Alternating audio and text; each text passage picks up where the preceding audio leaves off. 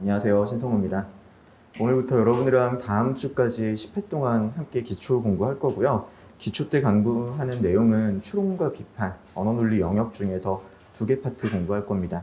강의 계획서 간단히 보고요. 바로 공부 시작하려고 해요. 일단 강의 계획서 보면은 제 양력 같은 거는 다른 거 큰 의미 없고요. 그 출제위원 근무했습니다. 합숙 한 5번 들어갔다 왔고요.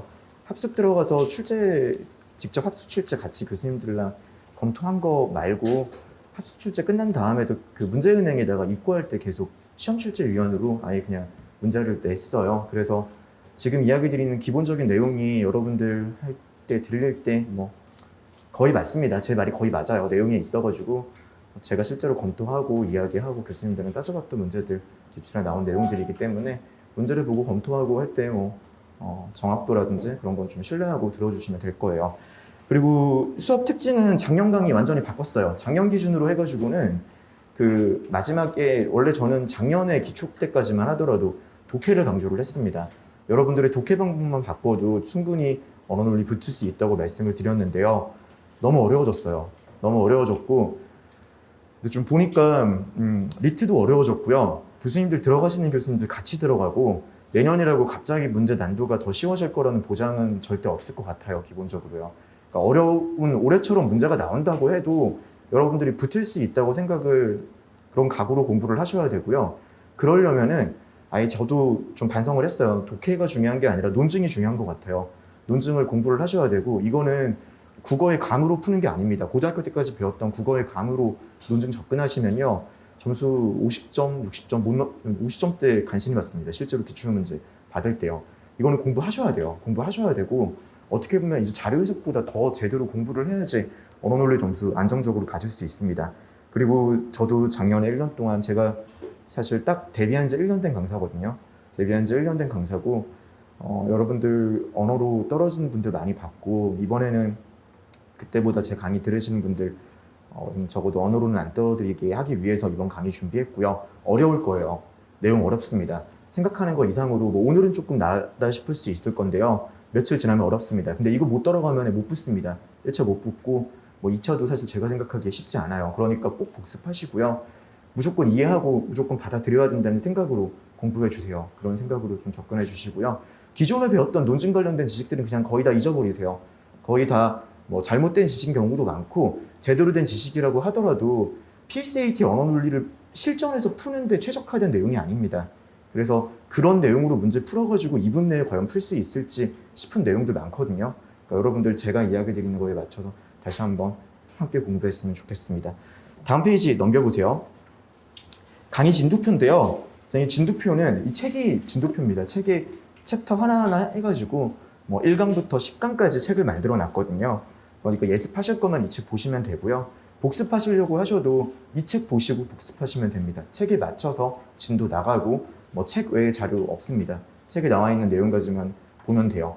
그 외에 여러분들께서 복습을 하시려면은 문제를 더 풀어야 되는데 강의를 제대로 들으면은 문제 유형이 보이시기 때문에 여기 안 나와 있는 문제 유형도 뽑아가지고 필요하시면 푸실 수 있을 거라고 생각을 하고요. 일단 이번 10일 동안 여러분이 피셋만 지금 시기에 내년 5급을 생각하시면서 하루 종일 하는 건 아니기 때문에 또 피셋 하루 종일 할 수도 없고요. 다른 과목과 병행해서 공부를 하는 기준이라고 할 때 여기 있는 책만 완벽하게 소화해도 여러분들 충분히 할 만큼 한 거예요. 그러면 충분히 만족할 만한 지식 얻고 가실 수 있을 겁니다. 자, 강의 계획 진도라는 내용은 여기까지 이야기 드리고 오늘 진도 한번 나가보도록 할게요. 추론과 비판이라는 거를 이야기 드리려면요. 언어논리가 실제로 어떻게 나눠져 있는지부터 이해를 해야 됩니다. 언어논리는요. 언어 파트와 논리 파트로 나눠져 있습니다.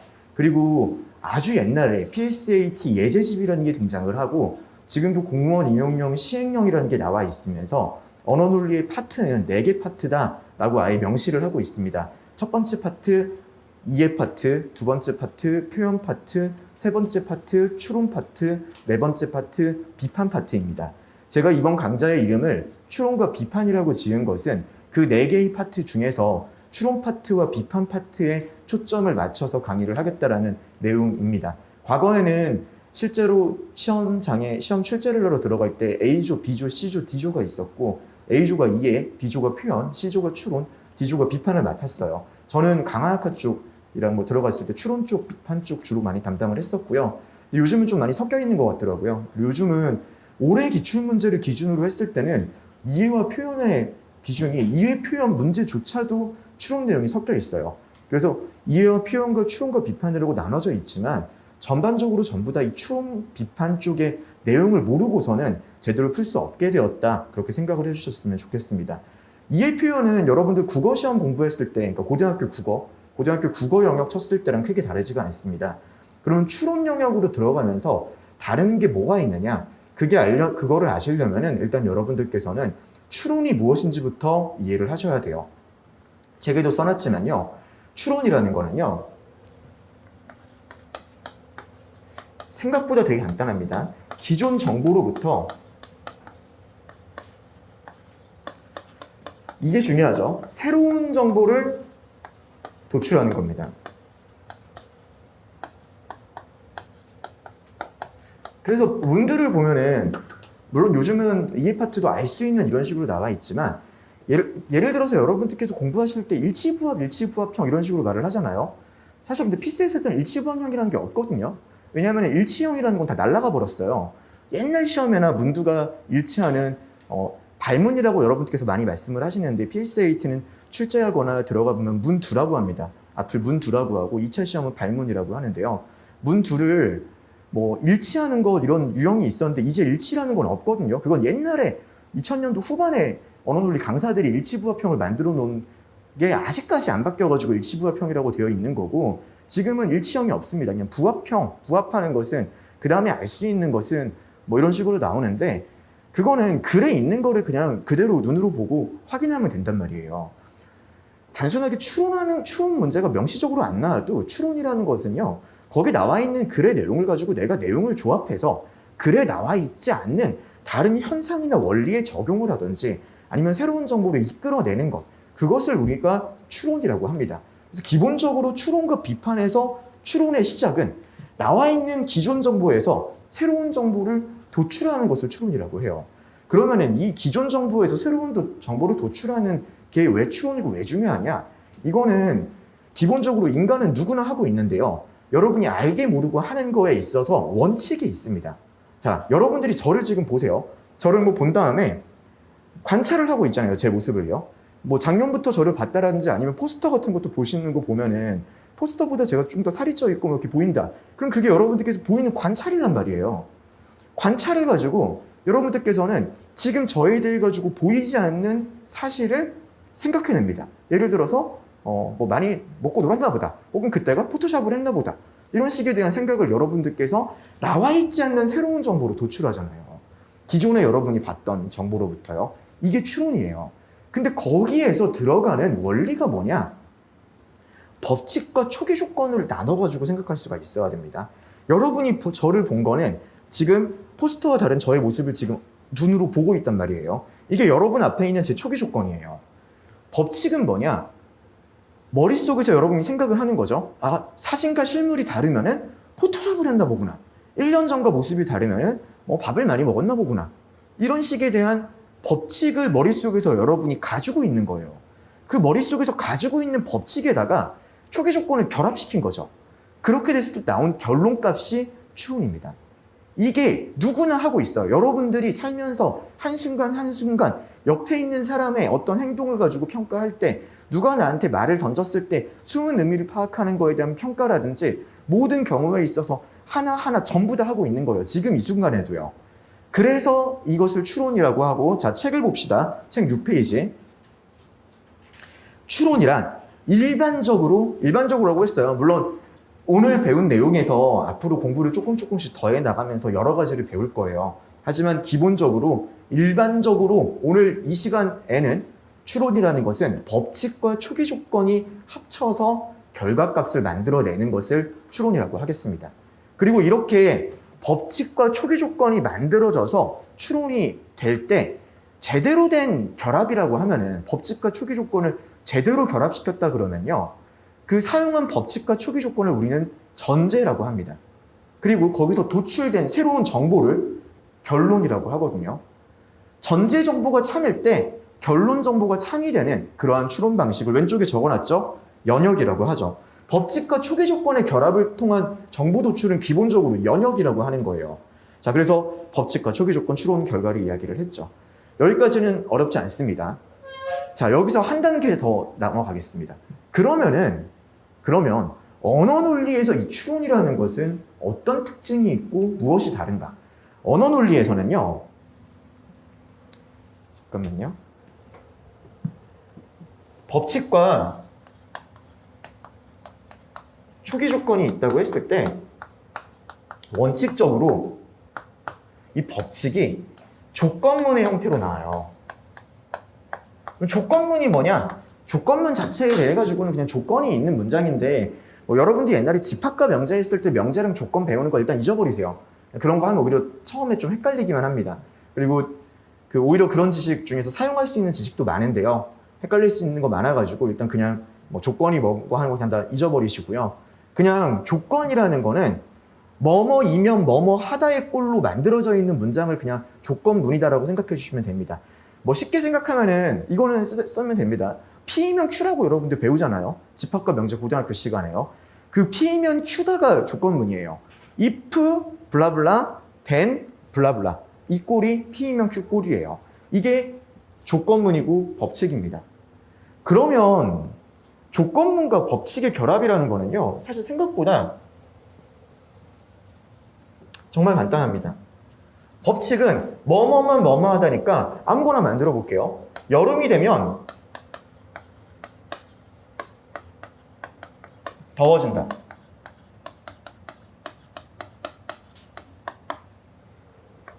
초기 조건은 뭐가 들어야지 결합을 할까요? 일단 거창한 생각하지 마시고요. 간단하게 얘는 조건문의 형태가 뭐예요? 앞에 게 충족이 되면 뒤에 게 도출된다잖아요. 앞에 게 충족이 되면 뒤에 게 도출된다예요. 그럼 결합할 수 있는 초기 조건은 여름이 됐다죠.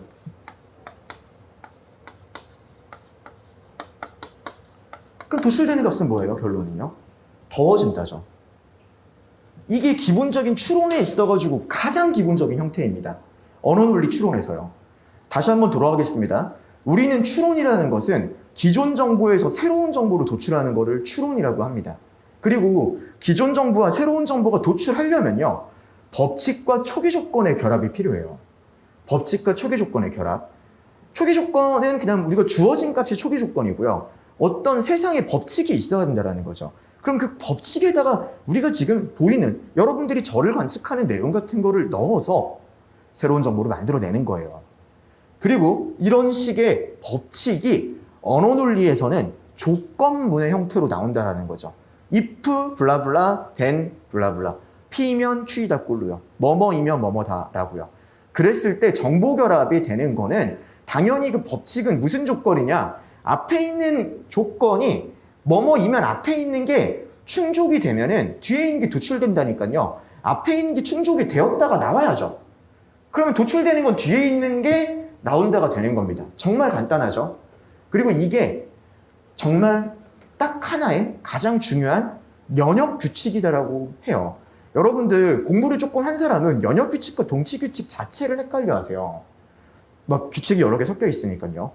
연역 규칙이라는 거는요. 정보를 도출하는 규칙이에요. 연역은 뭐라고 했냐면 추론의 한 종류인데 전제로부터 결론을 도출할 때 이런 식의 정보 도출 방식을 사용했을 때 전제가 참일 때 결론이 항상 참이 되는 그런 추론 방식입니다. 이건 나중에 조금 더 이야기를 드릴 건데요. 지금도 보세요. 얘가 법칙인데 법칙이 참이라면 앞에 있는 법칙이 충족됐는데 뒤에 있는 결과값이 안 나올 수 있나요? 불가능하다고요. 이거는 무조건 참이 될 수밖에 없는 거예요. 앞에 있는 내용이 참이 될 때 뒤에 있는 내용은 반드시 참이 될 수밖에 없습니다. 그래서 연역이라고 하고 이렇게 정보를 도출하는 방식을 연역 규칙이라고 하는 겁니다. 그래서 이거를 연역 규칙이자 제1연역 규칙이라고 해요. 제1연역 규칙이라고 하고요. 동치 규칙 뭐가 다른지 이야기 드릴 거예요. 조금 이따가요.